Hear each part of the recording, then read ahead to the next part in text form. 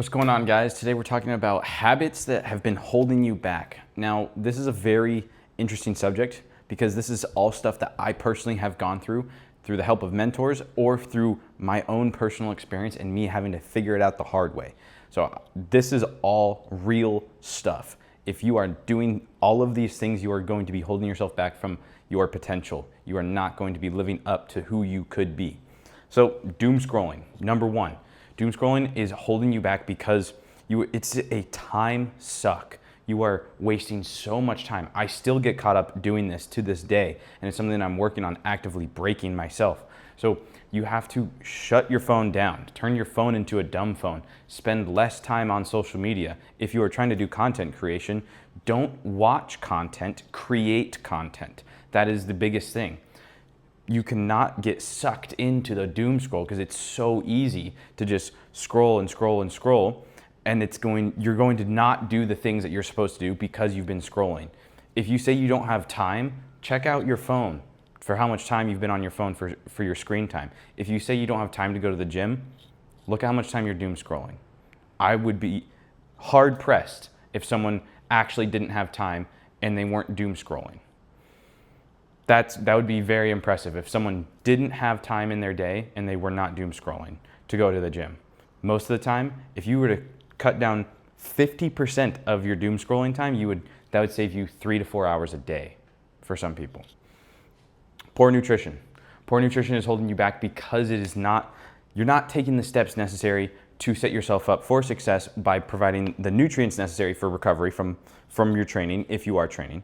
You're not setting yourself up for success by giving your body the nutrients it needs for proper energy levels. Because when you're eating poor, nutritionally dense food, you're not going to have the energy levels that you want to have. You're going to feel lethargic, you're going to feel tired, you're going to feel just like shit, honestly. But if you are able to start having better nutritional habits, you are going to feel better overall. Your mood is going to be better. You're going to feel more satiated throughout the day. You're going to be taking one step closer towards your fitness goals. You're going to be able to be the person that you want to be. Poor sleep habits plays straight into poor nutrition habits as well. So poor sleep habits are going to be holding you back because you're not getting the adequate rest from the training that you're doing, or you're not getting the adequate rest from life. Sleep is where all of your recovery happens. Whether you are sick, whether you are training, whether you are just having a stressful day, sleep is where your body can shut down and down-regulate everything to where you can actually recover from the stresses of life. So you need to be getting proper amounts of sleep. It's not just the amount of sleep as well. You could get 10 hours of really shit sleep and still feel like garbage the next day. And you could get 6 hours of really great high quality sleep and you're gonna feel so much better from the 10 hours of shit sleep. So it's not just the quantity of sleep, but it's the quality of sleep. So you should be paying attention to how well you are sleeping. And if you don't have a fitness wearable that can track your sleep, I highly recommend investing into one. A Garmin watch is a great investment. It tracks your sleep, tracks your step count, you can track workouts with it. It's not necessary to have, but it is very beneficial to have. So setting yourself up for good sleep hygiene. So no screens before bed, taking magnesium glycinate or magnesium threonate, no lights in the room, having a cold, dark room, weighted blanket, white noise. You have to set yourself up for success with sleep. Letting your emotions control you and control your actions. In the Stoic philosophy, I've read a lot about Stoic philosophy. So in that philosophy, there's one thing that has really stood out to me. And it's being a Stoic is not just shutting down your emotions and being cold. It's choosing which emotions you are listening to and choosing how you respond to certain situations. So you can either react or you can respond. A reaction is involuntary. It's something that you don't have control over. It's your emotions. Your response is when you take a moment and separate yourself from the situation to think about how you can choose to respond to that situation, how you can go about your day. If something really bad happens to you, you don't have to react. You can pause, take a moment, and think about it, then choose to respond. Because sometimes you don't even need to say anything, or you don't need to do anything, because that response is nothing. Or if you react, it could be you burst out and say something that you don't actually mean, or you let anger control and you end up punching somebody. That's not good. Yet that's no control over your actions. But if you You take that time to respond. You take that one moment. It doesn't have to be a long moment. You take 2 to 3 seconds to separate yourself. Think about it, then respond. It's a much better situation. You're going to live a happier life. You're going to be setting yourself up for success with choosing to respond to situations rather than reacting to situations. Negative thinking is a big one now. Negative thinking is something that I did for years, and I struggled with it for a very, very long time. And I said to myself, negative thinking and positive thinking doesn't actually do anything, but it's completely false. Positive thinking has a huge impact on your life. It has a huge impact on your day-to-day activities. It has a huge impact on your overall happiness. So if you are constantly thinking negative, my challenge to you is to take a moment, don't let your emotions control you, and then try to reframe your mindset. Take whatever situation you are in at that particular moment, try to flip it into a positive situation.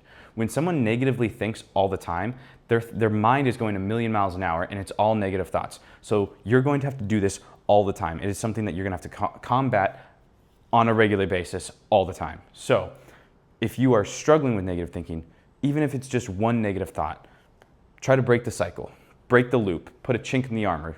The way that the mind works is repetitive thoughts are strong because the connection between the synapses is strong.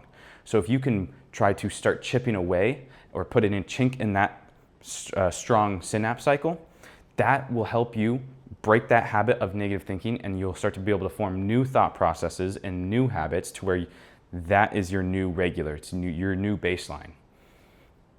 I'll start Monday. That is a big one.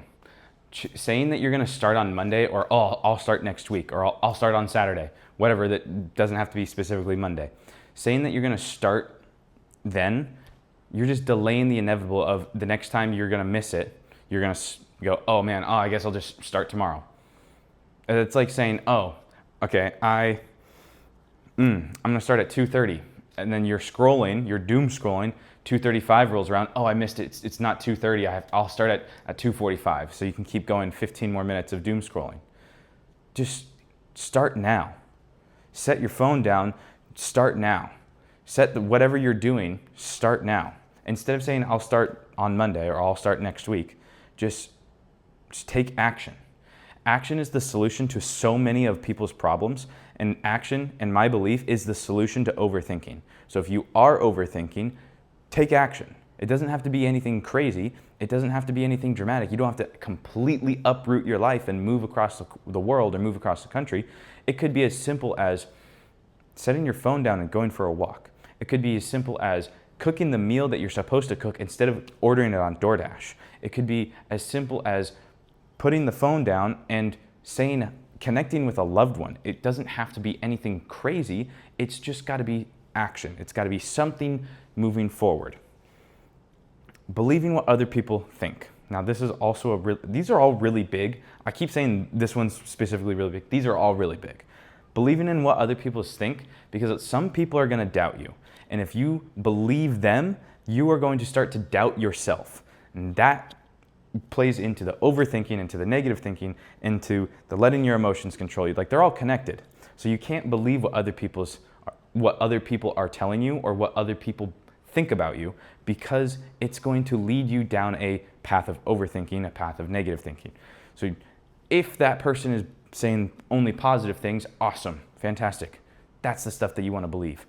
You want to have an undeniable belief in yourself first, though. You cannot believe the negative thoughts of what other people are saying about you. Putting off hard conversations, this is a tough one, obviously, because they're hard conversations. But you have to be able to have those conversations and articulate yourself in a manner where it makes sense.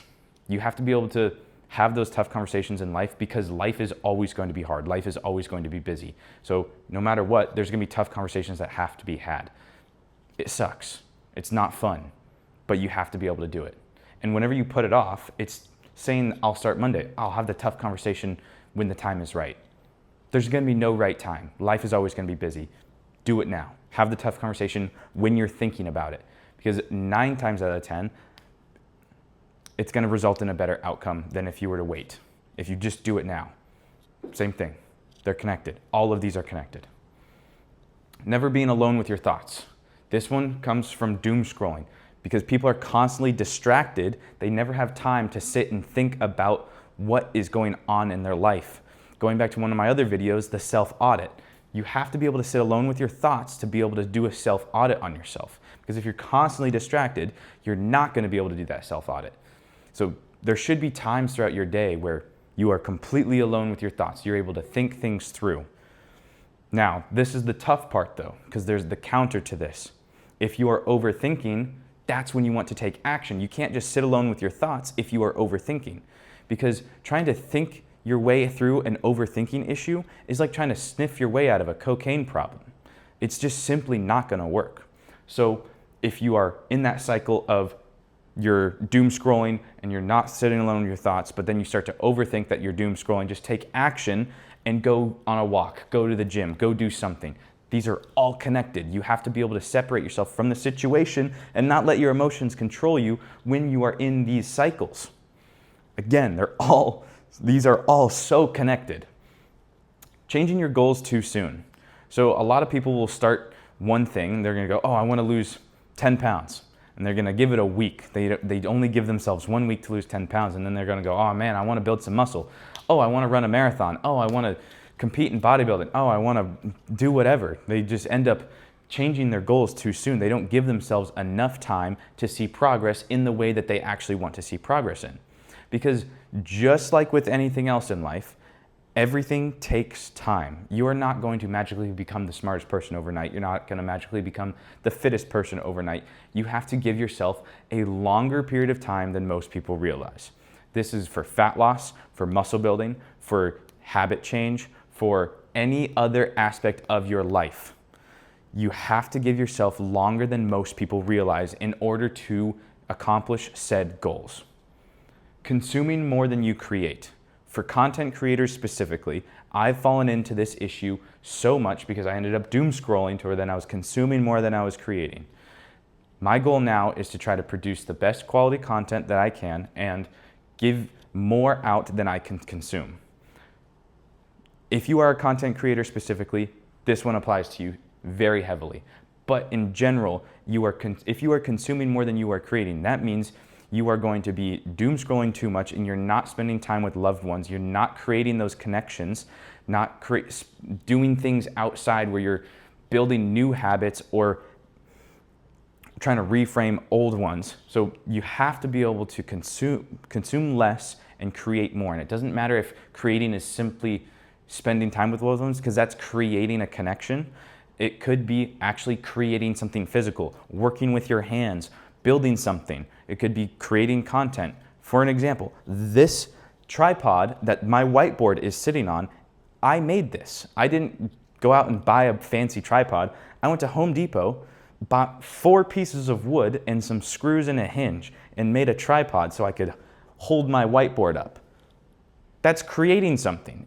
I found satisfaction in the work of creating it. Now, it's not a very good tripod, but it fucking works. And then lastly, avoiding discomfort at all costs. Most people get into their comfort zone and then they get complacent because they are comfortable.